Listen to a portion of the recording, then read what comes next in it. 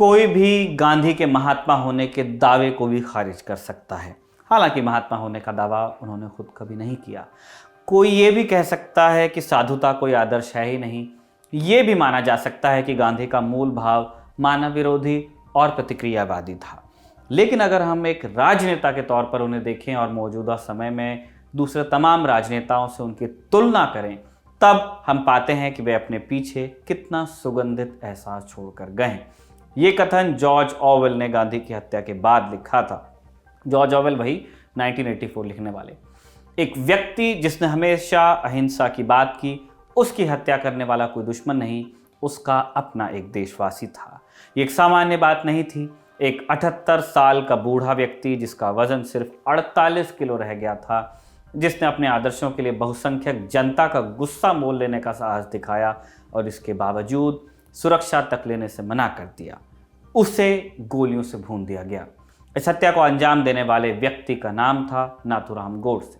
गांधी की हत्या के पीछे नाथूराम ने क्या तर्क दिए, आइए जानते हैं। नमस्कार, मेरा नाम है निखिल और आप देख रहे हैं तारीख, जिसमें हम सुनाते हैं उस तारीख से जुड़ी भारत की ऐतिहासिक कहानियां।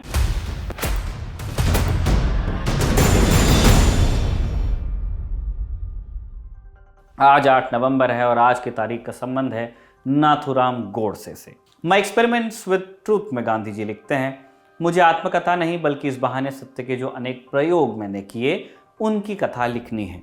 इन प्रयोगों के बारे में मैं किसी भी प्रकार की संपूर्णता यानी फाइनलिटी का दावा नहीं करता।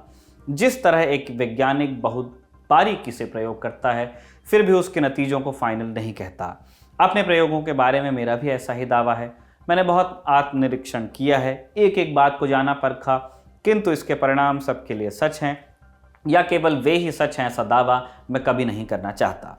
गांधी अपने बारे में कुछ दावा करें ना करें, लोगों ने अलग अलग दावे जरूर किए हैं। किसी ने उन्हें संत, किसी ने बापू तो किसी ने महात्मा कहा। उनकी हत्या करने वाले नाथूराम गोडसे ने तो उनके तौर तरीकों को तानाशाही बताया। नाथूराम की तानाशाही वाली बात से इतना तो गांधी ने तय कर दिया कि अहिंसा का उनका एक्सपेरिमेंट सफल रहा।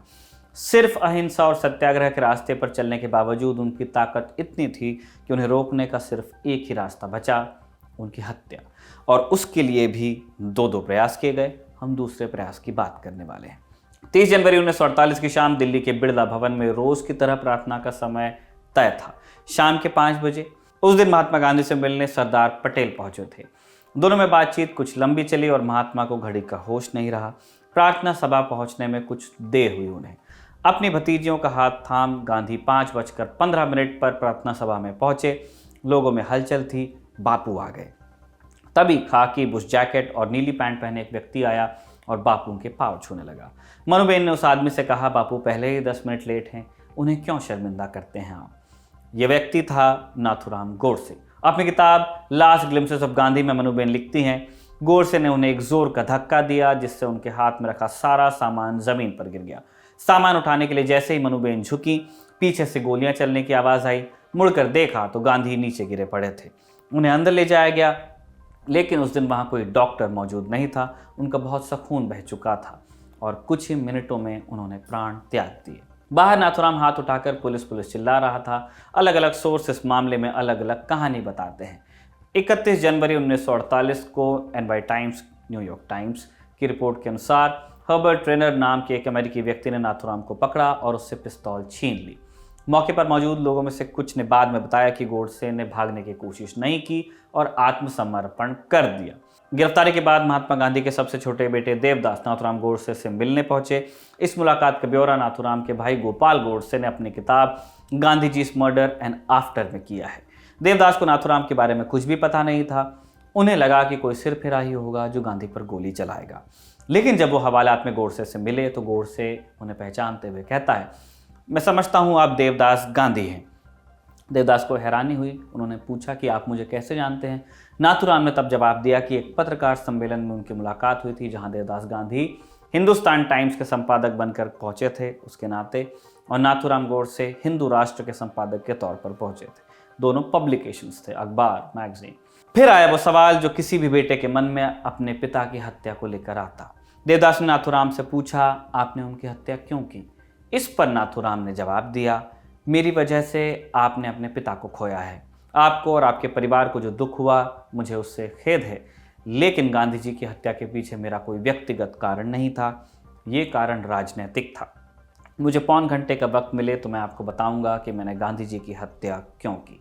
उस दिन तो नाथूराम गोडसे को इतना वक्त नहीं मिला, लेकिन जब उसे फांसी की सजा सुनाई गई तो उसने 6 घंटे के वक्तव्य में विस्तार से बताया कि गांधी जी की हत्या के पीछे क्या कारण था उसका। ये एक 93 पेज का बयान था जो आज ही के दिन यानी 8 नवंबर 1949 के दिन कोर्ट में पढ़ा गया था। पूरे बयान को सम्मिलित करना संभव नहीं है, बहुत ही प्रोपेगेंडिस्ट स्टाइल में राइटिंग है। उन्होंने अपनी जस्टिफिकेशन में काफ़ी कुछ चीज़ें लिखी हैं, लेकिन कुछ मुख्य तर्कों पर आप नज़र डाल सकते हैं। लेकिन बयान की चीज़ें हम आपको बताएं उससे पहले एक हाइपोथेटिकल सिनेरियो पर चलेंगे। एथिक्स के सब्जेक्ट में छात्रों का सामना एक समस्या से होता है, द ट्रॉली प्रॉब्लम। एक पटरी पर 5 लोगों को बांध दिया गया है, ट्रेन बढ़ी चली आ रही है, कुछ नहीं किया तो ट्रेन 5 लोगों को कुचल देगी। लीवर आपके हाथ में, आप चाहें तो ट्रेन का रुख दूसरी पटरी की ओर कर सकते हैं, लेकिन अगर आपने ऐसा किया तो एक व्यक्ति जो उस पटरी पर खड़ा है उसकी मौत हो जाएगी। आसान सा जवाब लगता है कि 5 लोगों को बचाया जाए, चाहे एक आदमी की कुर्बानी देनी पड़े। लेकिन मान लीजिए 5 लोग चोर हैं और दूसरी पटरी पर खड़ा एक व्यक्ति अनाथ बच्चों का स्कूल चलाता है, तब शायद आप कहें कि तब तो एक व्यक्ति को बचाना सही रहेगा, चोरों को मरने दो, इसे बचने दो जो सत्कर्म करता है। लेकिन तब क्या करेंगे आप, अगर आप 5 की बजाय एक व्यक्ति को बचाएं और आगे जाकर वो 5 और लोगों का खून कर दें? उत्तर कठिन और कॉम्प्लिकेटेड है, लेकिन एक बात इस सिनेरियो से साफ होती है, भविष्य में क्या होगा ठीक नहीं जाना जा सकता। इसीलिए भविष्य को आधार बनाकर आप वर्तमान को कर्म को जायज नहीं ठहरा सकते। गांधी की हत्या के लिए नाथूराम का कुल जमा यही तर्क था। गांधी अनशन पर थे, उनकी मांग थी कि भारत में दंगे रुकें और भारत पाकिस्तान को उसके हिस्से के 50 करोड़ दे दिए जाएं, क्योंकि वो उसका हक बनता था। नाथूराम ने अपने बयान में इस बात का जिक्र किया और तर्क दिया कि जब तक गांधी जिंदा रहेंगे तब तक भारत और हिंदुओं के खिलाफ काम करते रहेंगे। आगे नाथूराम कहता है, गांधी ने जब मुसलमानों के पक्ष में अपना अंतिम उपवास रखा तो मैं इस नतीजे पर पहुंच गया कि गांधी के अस्तित्व को तुरंत खत्म करना आवश्यक है। गांधी ने दक्षिण अफ्रीका में भारतीय लोगों को हक दिलाने के लिए बहुत अच्छा काम किया था, लेकिन जब वो भारत आए तो उनकी मानसिकता बदल गई। सही और गलत का फैसला लेने के लिए वो खुद को अंतिम जज मानने लगे। अगर देश को उनका नेतृत्व चाहिए तो यह उनकी अपराजेयता को स्वीकार करने जैसा था। अगर देश उनके नेतृत्व को स्वीकार नहीं करता तो वो कांग्रेस से अलग राह पर चलने लगते। स्ट्रेच ऑफ इमेजिनेशन आप देखिए, कांग्रेस से अलग राह पे चलने लगते, उसके डर से मार दिया। बोल कौन रहा है? गोडसे, जो कांग्रेस की राह पे कितने चले इतिहास में दर्ज है। गोडसे की शिकायत थी कि गांधी स्वयं को सही और अपने विरोधियों को गलत मानते थे, लेकिन ये बात तो सभी लोगों पर लागू होती है। बाय डेफिनेशन आप खुद को सही और विरोधी को गलत मानेंगे ही, इसीलिए तो वो आपका विरोधी होगा। सभी यही मानते हैं कि उन्होंने जिस बात को समझा है, जाना है, वो सही है। ये भी स्वाभाविक है कि दूसरों को वो बात गलत लग सकती है, लेकिन जब तक हिंसा का प्रयोग न हो, एक सभ्य समाज में विरोध दर्ज कराने का तरीका बंदूक नहीं हो सकता। बंदूक से आप अपनी बात को सही साबित नहीं कर सकते। हाँ, दूसरे को चुप जरूर करा सकते हैं, जो कि गांधी जी के केस में किया गोडसे ने। गांधी की खासियत इसी में थी कि उन्होंने अपनी बात को रखने का अहिंसक माध्यम दुनिया के सामने रखा। कमजोर के हाथ में ये एक अचूक शस्त्र था। ताकतवर अगर बात सुनने को तैयार ना हो तो अपनी बात कैसे रखी जाए, ये गांधी जी की खोज थी। गांधी के सत्याग्रह का उपयोग आज दुनिया भर में होता है, चाहे वो 1960 में अमेरिका का सिविल राइट्स मूवमेंट हो या 2020 में हुआ ब्लैक लाइव्स मैटर मूवमेंट। जब जब हिंसा का उपयोग हुआ, ये मूवमेंट्स कमजोर होने लगे बजाय कि शक्तिशाली होने के। जैसे कि कई लोग दावे करते हैं ना, बंदूक ये वो। स्टेट जैसे परम शक्तिशाली इंस्टीट्यूशन का विरोध करने का तरीका भी सत्याग्रह और अहिंसा से ही निकला, फिर चाहे वो रास्ता प्रदर्शन का हो या धरने और अनशन का। गांधी की हत्या के लिए धर्म का सहारा लेते हुए गोडसे ने कुतर्क दिया, मैं नहीं मान सकता कि किसी आक्रमण का सशस्त्र प्रतिरोध कभी गलत या अन्यायपूर्ण भी हो सकता है। प्रतिरोध करने और यदि संभव हो तो ऐसे शत्रु को बलपूर्वक वश में करने को मैं एक धार्मिक और नैतिक कर्तव्य मानता हूँ। रामायण में राम ने विराट युद्ध में रावण को मारा और सीता को मुक्त कराया।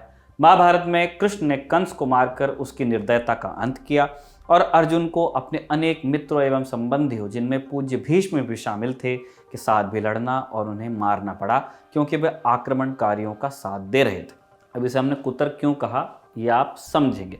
राम और कृष्ण का उदाहरण देने से पहले गोडसे भूल गया कि राम ने युद्ध से पहले रावण के पास अपना दूत भेजा था। श्री कृष्ण आखिरी समय तक युद्ध को टालने की कोशिश करते रहे, यहाँ तक कि पांडवों की तरफ से वो 5 गांव भूमि लेने को भी तैयार हो गए थे। और गांधी किसके सर पर पिस्तौल लेकर के खड़े थे, या फिर कब उन्हें गोडसे की तरह के लोगों ने जाकर के अप्रोच किया कि हम इस तरह सोचते हैं, आप उस तरह सोचते हैं, मिडिल ग्राउंड कहाँ है? गांधी जी ने अपनी बात मनवाने के लिए किसी बल का प्रयोग कभी नहीं किया। वो अपने आदर्शों के लिए सत्याग्रह का रास्ता चुन रहे थे। गांधी की हत्या इस बात का सबूत है कि गांधी प्रभावी हो रहे थे, वो थे। उनकी हत्या सिर्फ इसलिए कर दी गई कि जनता में उनके प्रभाव का आप मुकाबला नहीं कर सकते थे। आइंस्टीन ने कभी गोडसे के कुतर्कों को नहीं सुना, लेकिन गांधी को श्रद्धांजलि देते हुए उन्होंने भी ये बात कही। उन्होंने कहा, अंत में वो अपने आदर्शों का शिकार बन गए। अहिंसा के आदर्श, उनकी मृत्यु इसीलिए हुई क्योंकि अव्यवस्था और अशांति के दौर में उन्होंने खुद के लिए सुरक्षा लेने से मना कर दिया। ये उनका अटल विश्वास था कि बल प्रयोग अपने आप में एक बुराई है, इसलिए जो लोग सबसे ऊंचे न्याय के लिए प्रयास कर रहे हैं उन्हें बल प्रयोग से बचना चाहिए। अपने दिल और दिमाग में विश्वास के साथ उन्होंने एक महान राष्ट्र को उसकी मुक्ति की ओर अग्रसर किया है। उन्होंने दिखाया कि लोगों को साथ जोड़ने के लिए राजनीतिक चालबाजी एकमात्र तरीका नहीं है। नैतिक रूप से श्रेष्ठ आचरण का ठोस उदाहरण पेश कर लोगों को अपने साथ जोड़ा जा सकता है। विश्व के सभी देशों में महात्मा गांधी की प्रशंसा इसी मान्यता पर टिकी है। गांधी की बात गलत या सही हो सकती है, गांधी का तरीका भी सही या गलत हो सकता है, लेकिन गांधी की हत्या, इसे किसी भी मेंटल जिम्नास्टिक से जायज़ नहीं ठहराया जा सकता है। इसी नोट पर तारीख के इस एपिसोड को हम यहाँ ख़त्म करते हैं। इस एपिसोड को लिखा था हमारे दोस्त कमल ने और कैमरे पर इसे रिकॉर्ड किया था हमारे साथी सचिन ने। देखते रहिए दी ललन टॉक।